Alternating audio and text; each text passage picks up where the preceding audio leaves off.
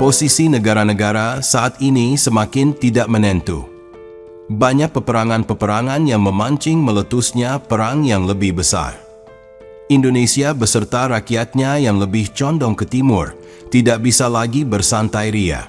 Banyak ancaman tak kasat mata yang perlahan menggulung dari barat, memancing Indonesia untuk terlibat aksi di kawasan. Di balik diplomasi yang membeku dan ekonomi yang ditekan, Indonesia berusaha berdiri tegar menghadapi tekanan dari kekuatan besar barat. Dalam dunia yang semakin multipolar dan tak pasti, Indonesia, negeri kepulauan dengan 280 juta jiwa dan sejarah panjang perlawanan terhadap kolonialisme, kini kembali menghadapi bayangan intervensi asing. Namun, Indonesia bukanlah negara yang mudah dijatuhkan. Ia punya sejarah keras kepala, sikap bebas aktif, dan kebijakan luar negeri yang tidak berpihak kepada blok manapun. Dalam setiap krisis, muncul kekuatan baru, dan dalam setiap ancaman, terbentuk aliansi baru. Maka muncullah pertanyaan yang menggema di seluruh pelosok negeri, dari barak militer hingga warung kopi. Jika kita diserang, siapa yang akan berdiri bersama kita?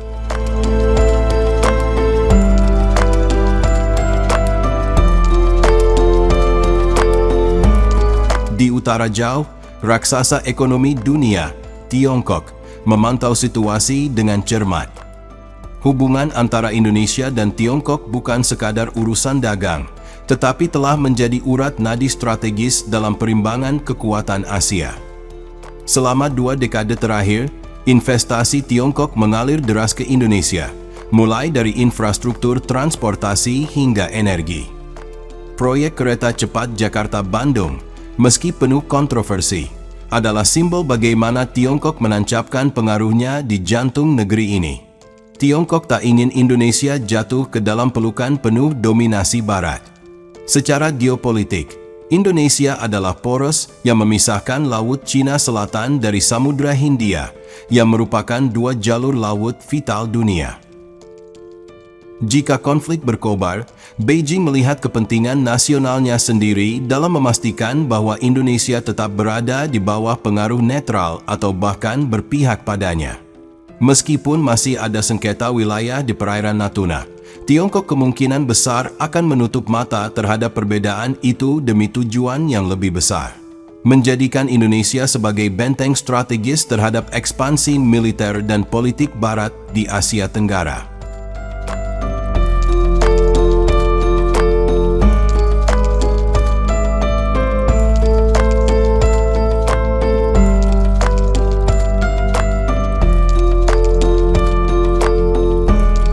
Dari arah barat yang dingin dan penuh perhitungan, Rusia menatap peta dunia dengan kalkulasi lama. Setiap ancaman bagi musuh adalah peluang bagi sekutu baru. Hubungan antara Indonesia dan Rusia, meskipun tak selalu disorot, telah berjalan dalam diam. Sejak era Soekarno, Indonesia telah mengimpor pesawat tempur MiG dan kapal selam dari Moskow. Bahkan di era modern, jet tempur Sukhoi, sistem pertahanan udara, dan kerjasama militer tetap berjalan meskipun ada tekanan sanksi dari Amerika Serikat. Bagi Rusia, mendukung Indonesia bukan hanya soal hubungan bilateral, tetapi bagian dari misi global. Menantang dominasi NATO, memperluas pengaruh ke selatan, dan membentuk dunia multipolar yang lebih seimbang. Rusia tahu bahwa dengan mendekat ke Indonesia, ia bisa mengganggu konsensus yang selama ini dibangun Barat di kawasan Asia Pasifik. Dan bagi Indonesia, dukungan Rusia bisa datang dalam bentuk senjata, pelatihan, atau bahkan penyediaan teknologi militer canggih yang tidak bisa lagi didapatkan dari Eropa atau Amerika Serikat karena embargo. Di dunia Islam, gema dari kemungkinan perang di Indonesia menggetarkan jiwa umat. Sebagai negara Muslim terbesar di dunia, Indonesia memiliki posisi yang sangat istimewa di mata negara-negara anggota Organisasi Kerja Sama Islam. Negara-negara seperti Turki, Iran, Pakistan, dan Mesir memandang Indonesia bukan hanya sebagai sesama Muslim, tetapi sebagai pemimpin simbolik dunia Islam yang moderat dan demokratis. Dalam banyak forum internasional, Indonesia kerap menjadi jembatan antara dunia barat dan timur, antara kekuatan Islam dan kekuatan global lain. Jika Indonesia diserang oleh negara-negara barat, banyak negara Islam mungkin melihatnya sebagai serangan terhadap prinsip-prinsip kedaulatan dan kemerdekaan dunia Muslim. Dukungan bisa datang dalam berbagai bentuk, dari suplai senjata dan logistik, hingga tekanan diplomatik dan solidaritas internasional.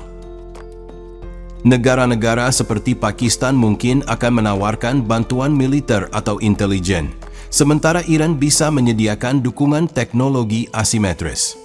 Di sisi lain, Turki, dengan industri pertahanannya yang terus berkembang, bisa mengirim drone, senjata, atau bahkan pasukan penasihat militer, seperti yang pernah mereka lakukan di konflik Suriah, Libya, dan Nagorno-Karabakh.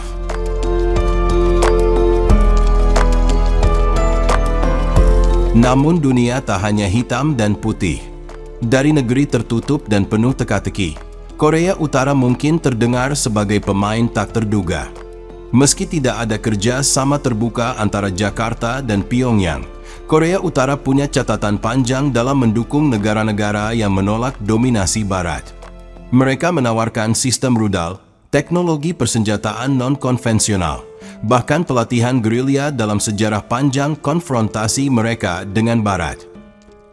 Dalam dunia di mana sekutu kadang muncul dari tempat yang paling tak terduga, Korea Utara bisa menjadi penyedia bantuan senyap yang bekerja di balik layar, bukan untuk membela Indonesia semata, tetapi untuk menambah tekanan pada lawan-lawan geopolitiknya.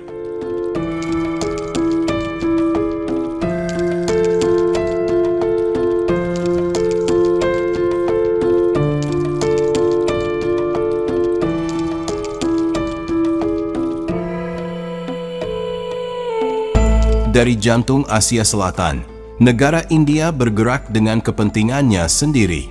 Meski demokratis dan kadang dekat dengan Barat, India memiliki sejarah panjang rivalitas dengan Tiongkok dan penolakan terhadap hegemoni asing. Hubungan strategis dengan Indonesia telah dibangun melalui diplomasi maritim, kerjasama keamanan cyber, dan pelatihan militer gabungan.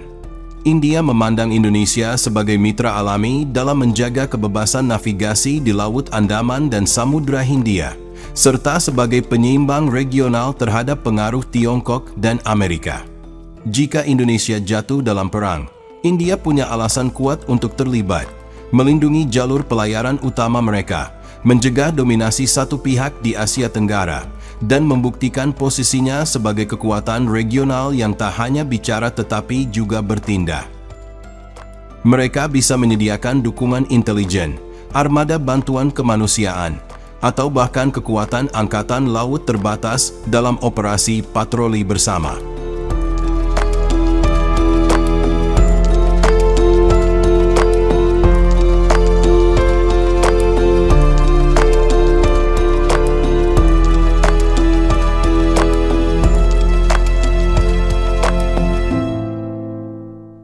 Sementara itu, di kawasan sendiri tentunya tidak tinggal diam.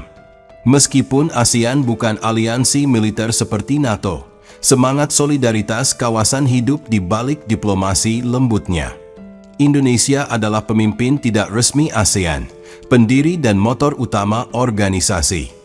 Serangan terhadap Indonesia, terutama jika datang dari luar kawasan, bisa memicu kekhawatiran besar terhadap stabilitas Asia Tenggara secara keseluruhan. Negara-negara seperti Vietnam, Filipina, dan Thailand yang juga punya sejarah penjajahan dan semangat kedaulatan tinggi, mungkin tidak akan mengirim pasukan, tetapi mereka bisa membuka wilayah udara dan laut untuk operasi logistik Indonesia, berbagi informasi intelijen, atau menggunakan platform ASEAN untuk menggalang dukungan dunia. Dalam situasi perang, solidaritas seperti ini bisa menjadi pembeda antara bertahan dan runtuh.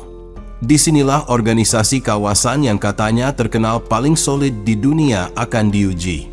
Dan tentunya, jika ASEAN bersatu, akan membuat aliansi dari mana saja akan bergetar. di mana masing-masing negara ASEAN memiliki jaringan diplomasi keluar yang sangat kuat dan tidak dimiliki aliansi manapun di dunia, sehingga akan mempengaruhi setiap kekuatan-kekuatan besar dunia secara signifikan untuk secepatnya melakukan perundingan yang bermartabat.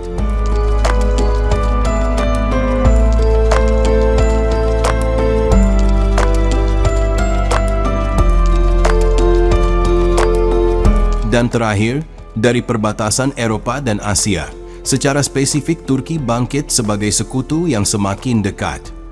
Di bawah kepemimpinan yang nasionalis dan aktif secara geopolitik, Turki telah membuktikan dirinya sebagai kekuatan baru dalam dunia Islam dan pertahanan global. Mereka menjalin kerja sama langsung dengan Indonesia, termasuk pengembangan kendaraan lapis baja dan drone tempur. Lebih dari sekadar bisnis, Turki melihat Indonesia sebagai bagian dari poros baru dunia Islam yang independen, kuat, dan berdaulat. Jika perang benar-benar pecah, Turki bisa menjadi satu dari sedikit negara yang tidak hanya berbicara, tetapi bertindak. Pengiriman senjata, dukungan teknologi militer, bahkan pelibatan pasukan penasihat bisa dilakukan, seperti yang telah mereka lakukan di medan-medan konflik lain. Tidak karena mereka mencari keuntungan, tetapi karena mereka melihat Indonesia sebagai mitra strategis jangka panjang dalam dunia yang sedang dibentuk ulang. Dalam dunia yang sedang berubah cepat, di mana kawan dan lawan bisa berganti dalam semalam, satu hal yang pasti, Indonesia tidak sepenuhnya sendirian. Jika badai benar-benar datang, dan Garuda harus mengepakkan sayapnya ke langit perang, maka dari segala penjuru, sahabat-sahabat lama dan baru akan muncul bukan hanya karena mereka menyukai Indonesia, tetapi karena mereka tahu, ketika Garuda jatuh, dunia pun pasti berubah.